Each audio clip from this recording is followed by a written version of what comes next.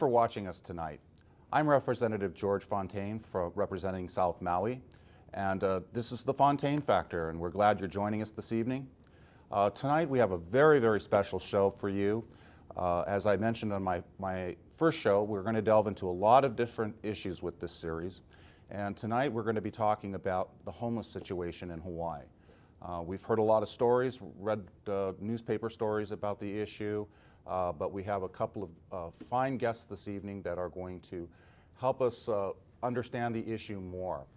To get us started with some facts, I'd like to put up a slide here to show you some of the issues that are happening with homelessness. According to a 2010 Homeless Service Utilization Report published by the Center on the Family at the University of Hawaii, there were 7,649 individuals that accessed the shelter program. The actual numbers of homeless people may be much higher, since this figure only accounts for those who access shelter program services. Looking at homelessness by island, the city and county of Honolulu represented about 74% of the homeless, Maui 13%, and Hawaii 8%, Kauai was 4%. I'd like to introduce our guests this evening. First, to my left is Bishop Larry Silva of the Catholic Church here at the Diocese of Honolulu. The Catholic Church in Hawaii laid out a strategic plan in 2008, and one of those action plans was to address the homeless. So Bishop Silva, thank you for being here, and we're going to talk about that.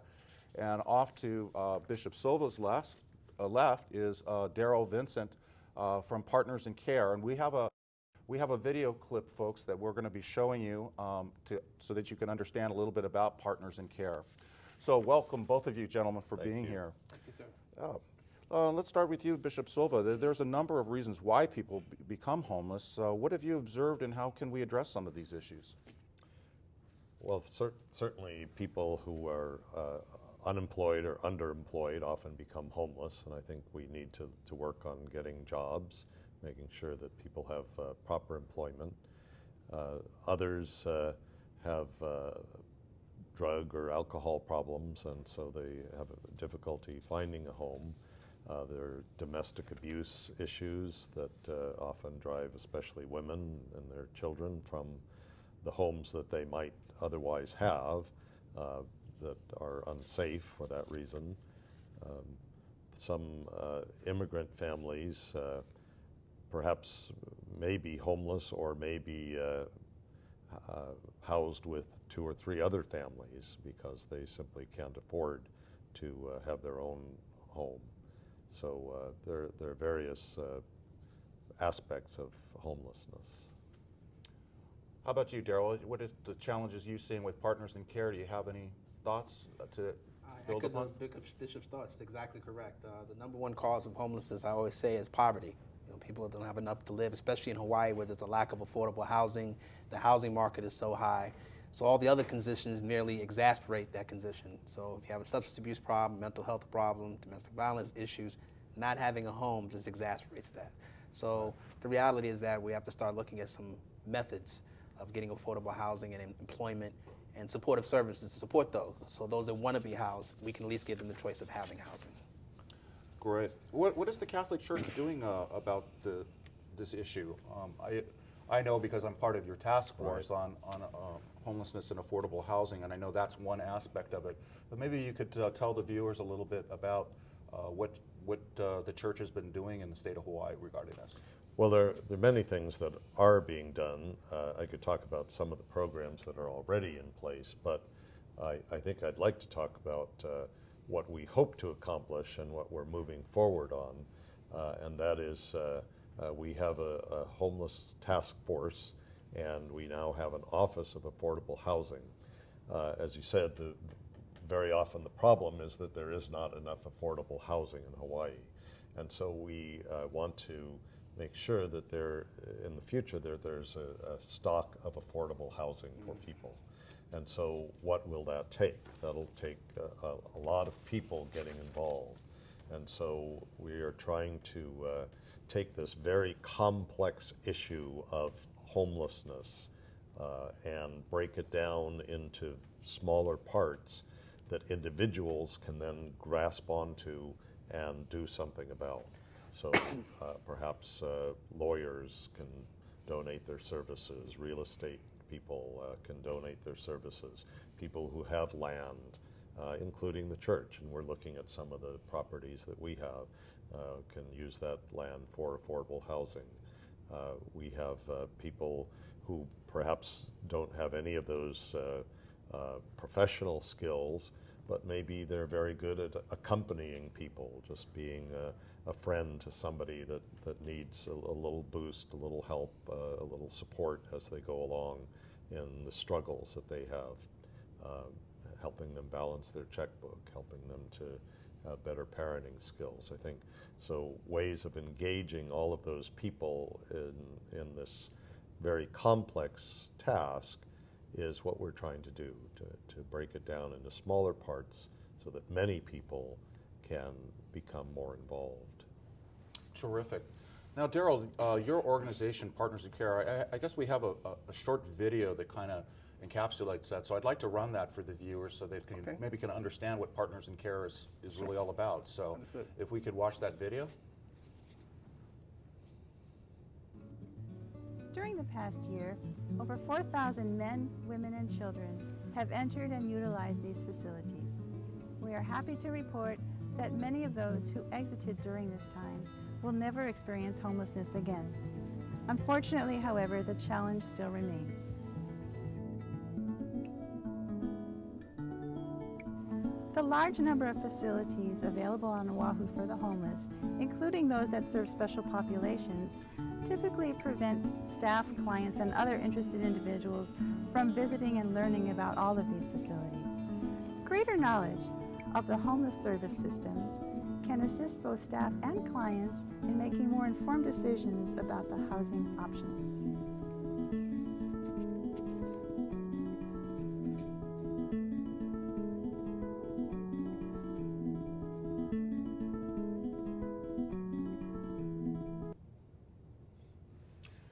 You know, I was really shocked when my staff and we started doing the research for this show that more than a third of the individuals receiving shelter services are minors. Right. And we had a piece of legislation that I was very much in support of and hope that will eventually pass, was to allow minors to stay in a shelter without parental consent. You know, a lot of times these children are running away from abusive situations and just need to be safe. And so that's making its way. It did pass, I believe, third reading, and I think it's over on the Senate side right now.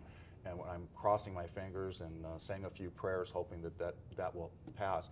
Could you talk a little bit about that and some of the issues that you've had to deal with in terms of minors? Sure. The minors are a fast-growing population of the homeless individual, and the travesty of it is there's no fault of theirs. These are truly victims of homelessness, whether due to be, like we talked about, the reasons for homelessness. And the reality is that because kids are homeless and need stability, that's one of the biggest things of growing up, is just having a routine, knowing where your next meal is going to come from, knowing what school you're going to go to. Even though the McKinney-Vento Act says that they can stay whatever school they started in, even if they're homeless, and move around, the reality is that when families move around, sometimes the children move to different schools. As we all know, growing up as a kid anyway, it's hard to peer pressure, being accepted, who gets isolated for different reasons. So a lot of times homeless kids can be stigmatized. Right. They're scared to even say they're homeless, possibly because of not being accepted. So the reality is that we deal with that and making sure that we try to get them into a routine. For those that have family shelters, they have stability in school, their parents are helping, we're helping. It is truly a community effort, and it is a rising population that I would say 19% of all our sheltered homeless are children. In the Waianae Civic Center, we have over 300 individuals, and at any given time, 120 are children, and the majority are 5 or younger. So you folks partner with government agencies as well as nonprofits and others, and you basically just provide a coordinated effort together with all these agencies. Maybe you can talk a little bit about that. That is actually correct. We have private sector, non-sector, nonprofit, government agencies, city and state officials, concerned citizens. It is our job as the continuum of care, is what they call it, is to monitor and provide homeless service provisions, making sure that we're using the federal dollars that are coming to the state in a judicious manner, making sure we're not duplicating services, making sure we're having positive outcomes, and collaborating. So if I serve this section of the population, make sure I know where the other section is so I can put the pieces together and make the person being treated for what they need to be treated for. So the Partners in Care is a collaborative effort, and it's all of us together that make that effort in terms of serving the homeless individual and making sure the money needs to go to where it needs to go. Bishop, is that one area that your task force, I mean, I kind of know the answer to this question, but the viewers don't, because I do sit on your task force, but is that something that the task force is looking at in terms of this issue with the minors? Well, certainly we want to house whoever needs, but children especially.